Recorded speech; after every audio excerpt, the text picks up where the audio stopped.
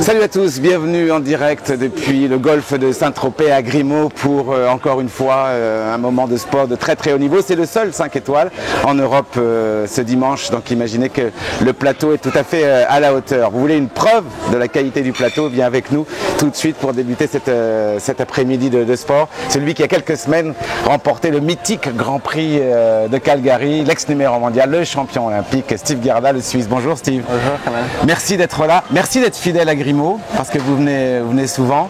Je voudrais qu'on revienne juste quelques secondes d'abord sur cette saison incroyable et sur cette victoire à Calgary pour évidemment ce mythique Grand Slam Rolex. Ouais. Comment vous vous sentez après ça? C'était un rêve de gosse, je crois. Oui, c'était un rêve de gamin d'accrocher une fois la classique de Calgary. Et c'est vrai que j'ai eu une année qui était faite de quelques hauts, mais surtout de pas mal de bas. Et j'ai pas tout réussi cette année.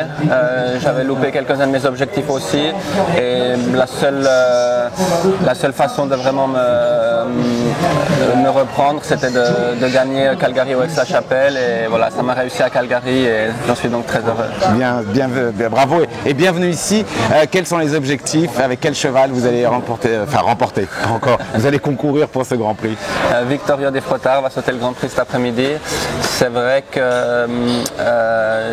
je ne vais pas peut-être partir en favori cet après-midi puisque Victorio va sauter la finale de la Coupe des Nations à Barcelone la semaine prochaine.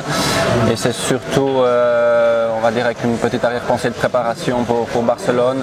Il n'est pas encore à 100% de sa forme et voilà, c'est juste pour qu'il se mette vraiment bien dans le bain pour être en pleine forme la semaine prochaine.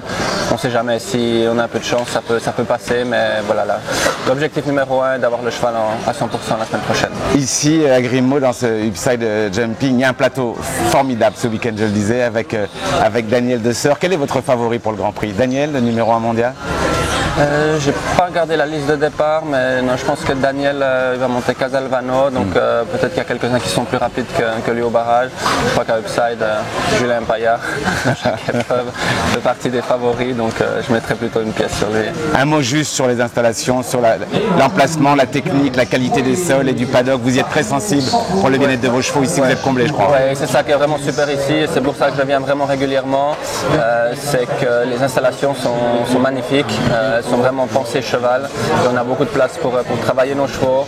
On a la possibilité d'amener beaucoup de chevaux, ce qui est toujours très agréable de pouvoir amener des 8 ans, des 7 ans et tout ça, de les faire progresser dans un environnement déjà 5 étoiles et c'est pour ça que je reviens volontiers à chaque fois et qu'on est très reconnaissant à la famille Fegaillet pour nous permettre de continuer notre sport, de nous avoir permis de le continuer dans les temps difficiles l'année passée, de pouvoir continuer à se développer cette année. Donc on est tous très reconnaissants de ce que toute l'équipe fait pour nous.